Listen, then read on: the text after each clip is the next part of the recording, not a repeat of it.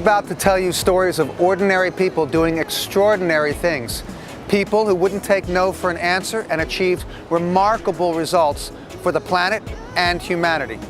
They don't do it for fame or money. They do it because they get more than they give. And that's the magic of doing good works. I'm Billy Freed, and I'm here to inspire you with their stories.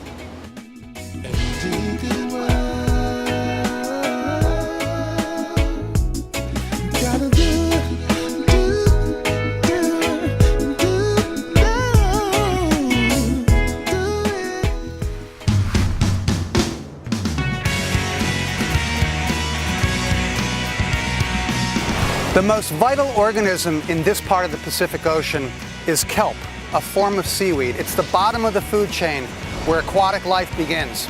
Years ago, it was threatened with extinction, but one woman, a marine biologist, set out to restore the kelp one by one. The results are right out there. Her name is Nancy Caruso.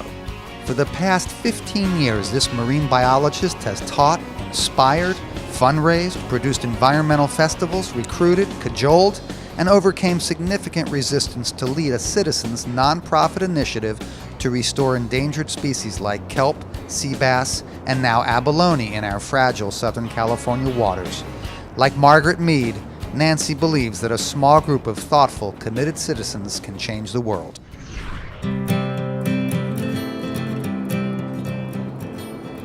We decided to take an up-close and personal look at Nancy's kelp restoration efforts here in Laguna Beach.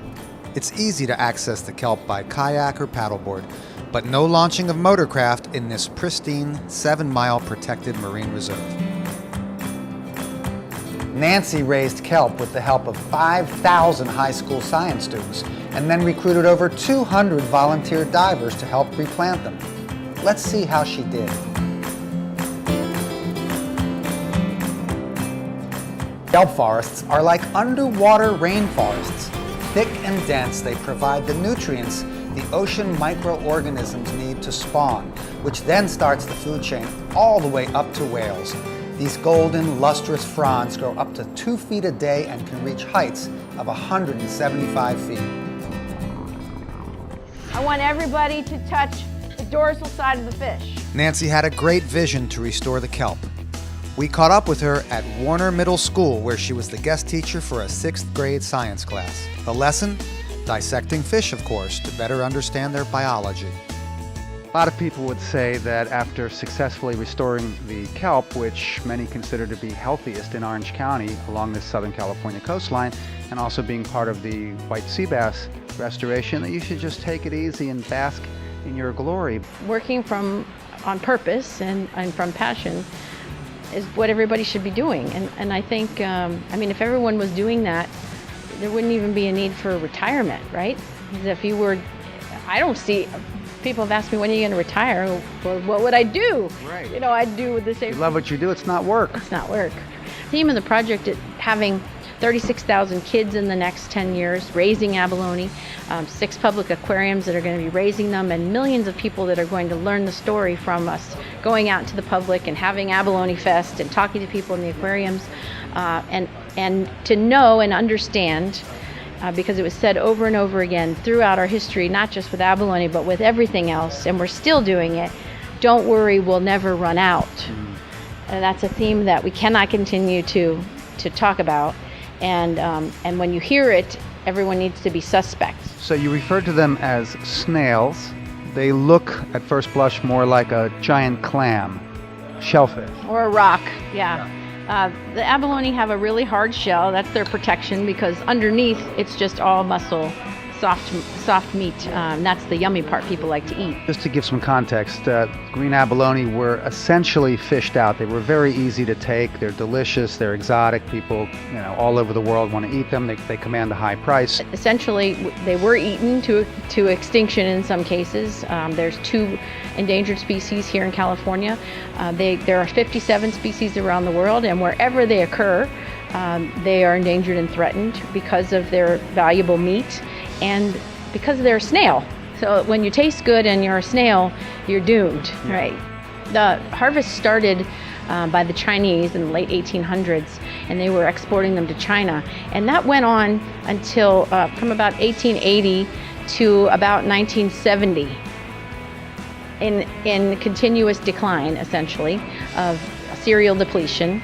And the commercial limit for abalone for a commercial diver was 120 dozen a day. That's 1,440 abalone a day, which means they could go down on a rock and take 1,440 of them. It won't last too long that way. Yeah, no. I'm reaching out actually to the local Orange County Juanino tribe today. Like, I'm going to go meet with them because I have the history of abalone here in California for the last 100 years, but they have a history with them for the last 12,000 years. And that's a part of the story I don't know. What Nancy does know is the science of restoration. So besides getting permits, applying for grants, restarting an industry of farm-grown abalone, doing outreach and restoration, she also has to do a meticulous audit of existing abalone to establish a baseline, so they know if their 10-year efforts are successful. Again, Nancy relies on a long list of volunteers who do this in their free time, from beach to beach, all year long.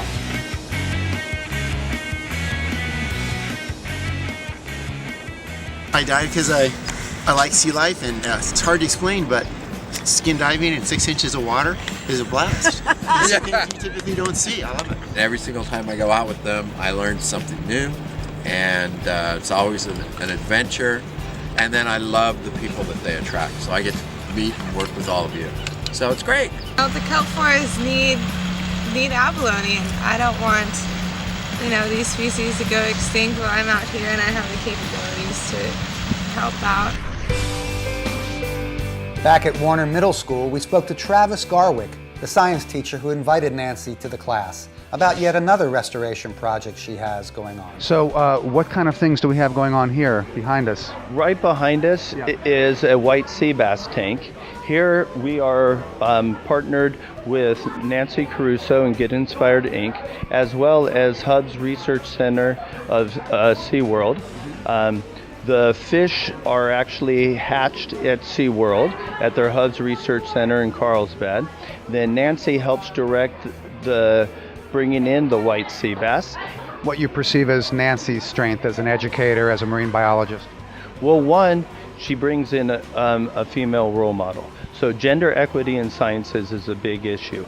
Not only that, she actively engages in the students' lives and continues a mentorship into high school, into college, connecting them with research projects, different resources, guest lectures, and just really understanding that in Orange County and in LA County, right next door to us, there is a lot of science opportunities, but how do we aggregate all that data into one place and disseminate that to students so they could pick and choose what's important to them in their future?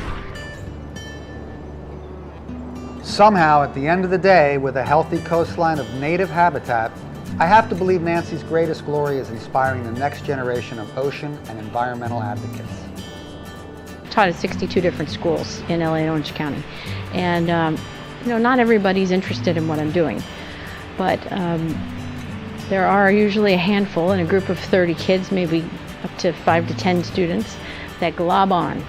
And you can't fix everybody, you can't change everyone, you can't help everybody, but there's a handful of students everywhere I go that glob on, and over the last 15 years that's turned into a whole bunch of now graduated marine biologists in the world and scientists in the world that are going to change the world too. Essentially, the reason that this is all going on is because it makes me feel good. Yeah, actually, and it's my passion. If everybody operated from passion where they feel good, then probably the world would be a different place. But my passion is the ocean. My passion is sharing that with other people, and if I can make things a little bit better too, awesome.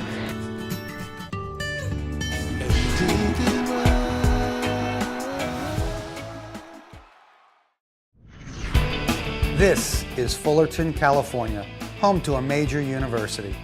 It's also home to the Fullerton Arboretum, a botanical garden, and a food source for a very special community. Right here in the urban sprawl of Southern California sits an oasis. Well, it's a farm. It's an urban farm called the I Can Farm. And here are the originators of this project. We have Carrie from Monkey Business Cafe, Sarah, an anthropology professor at Cal State Fullerton, and Miguel, who runs education here at the Arboretum. Carrie, tell us a little bit about how this collaboration started. Well, we opened the cafe in Fullerton back in 2004, and we had a great group of customers that came in and found out what we were doing. We have homes for foster care kids, and we've created a cafe to help them emancipate into the community, so it's a workforce development.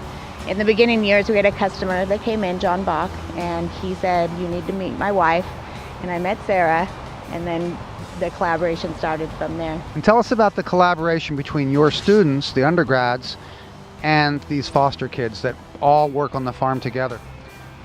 The knowledge goes both ways. They're both learning from each other. I think some of the foster care kids bring a sense of maturity and tenacity, the ability to take on challenges and keep going, that persistence. That's really helpful to our university students to get that reminder that everybody has challenges and people need to support each other in a community and work together to move forward. This experience at the Monkey Business Cafe is truly farm to table. Yes, it is. So we grow the food and we actually harvest it and bring it to the cafe, and we process it, we clean it, and it's in the plates for the restaurant within 24 hours. How do the kids respond to actually learning about real, fresh produce?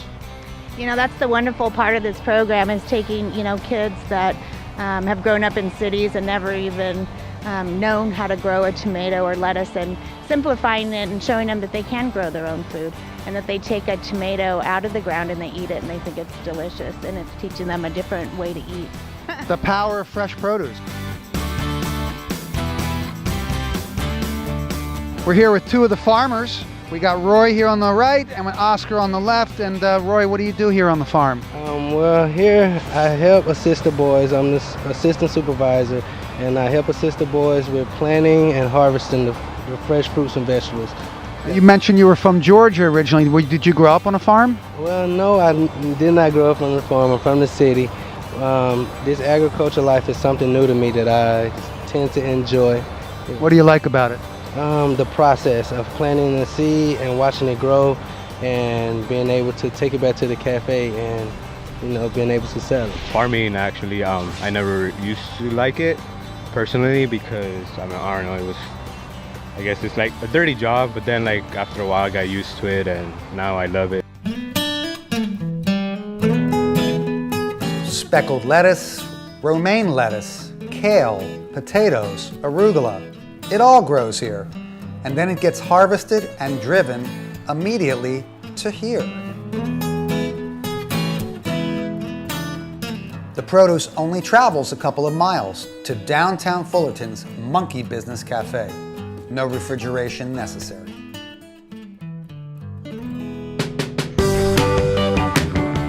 This little experiment in giving foster kids a real-life work experience has morphed into a busy, successful cafe for the community and a career path for many foster kids, in no small measure because of the fresh, organic produce that is grown nearby. There's also community support from many locals who patronize the cafe regularly, not just because of the organic kale, but also because of staff, like Jesse Flores. You've known Carrie a long time. Oh yeah, I've known Carrie for a while. And what was your path that led to Carrie? Well, at the age of 14, I actually got into the foster care system due to a serious, pretty negative situation that I was in with my parents. Then I actually went into multiple foster homes in a 2-year span before I ended up under Carrie Hart's care over at the Hart Community Homes. So. And were you a troubled youth at that time? I guess you could say I was rough around the edges. It was definitely a lot of mental things that I was going through at the time. I really was trying to find my identity as a teenager. That can be very rough for every individual at that age. So, but I had my share of problems, yes. Tell us about your journey then through that system and why you're still here. I actually was the first generation to come out of monkey business.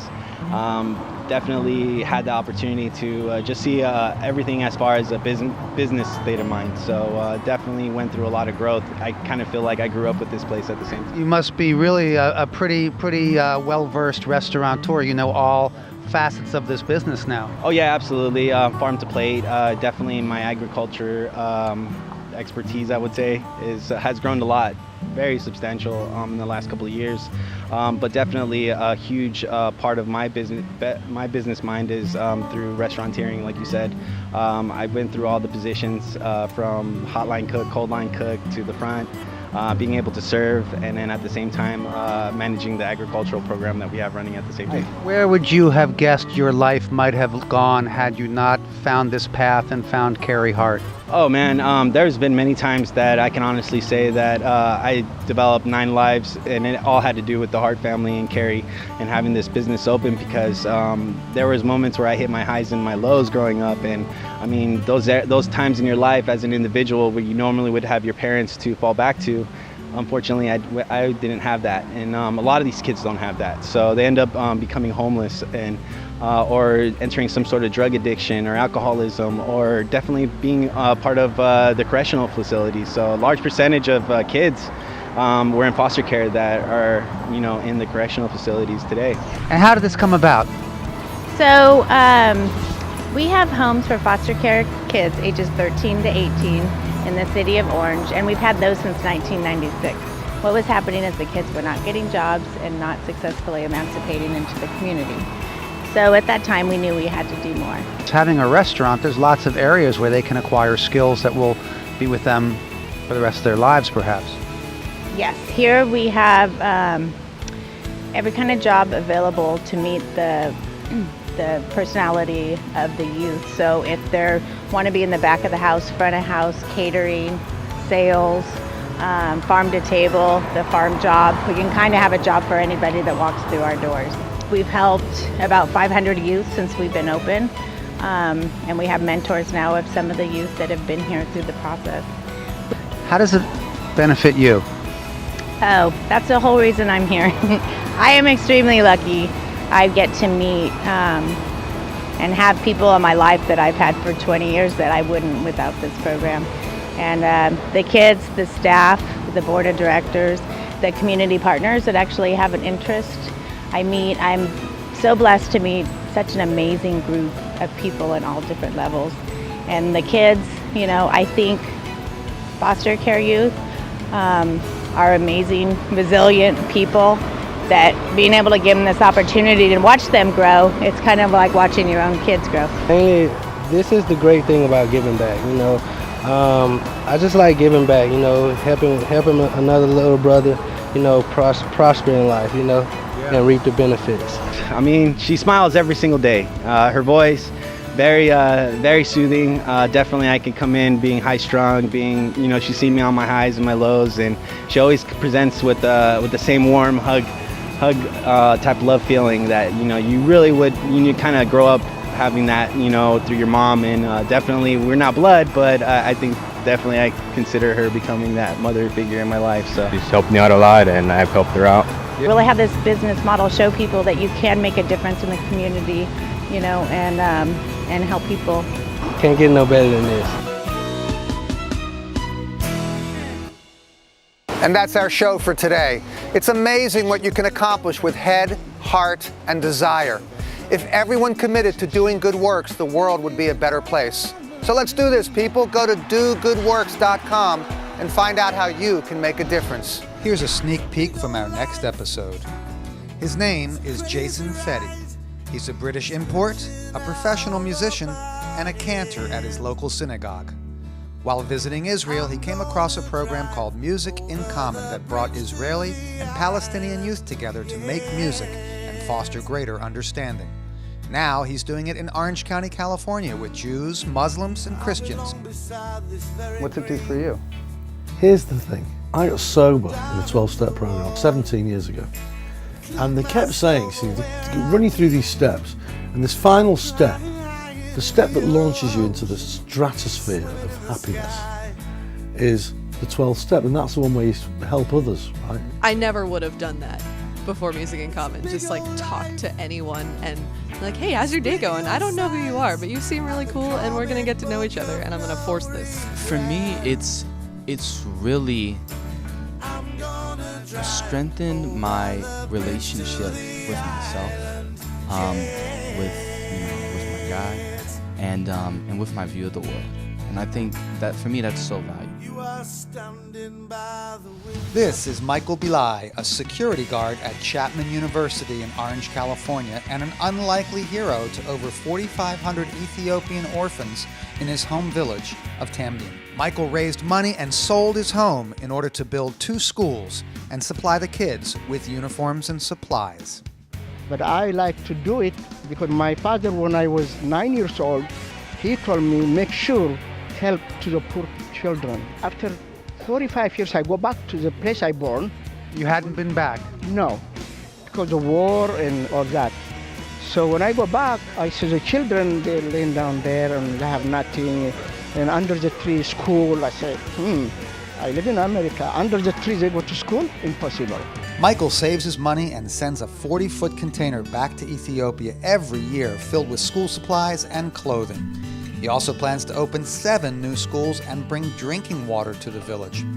He escaped Ethiopia during a violent civil war that took the lives of his family, but he never turned his back on his people. Because they have nothing. We have everything here.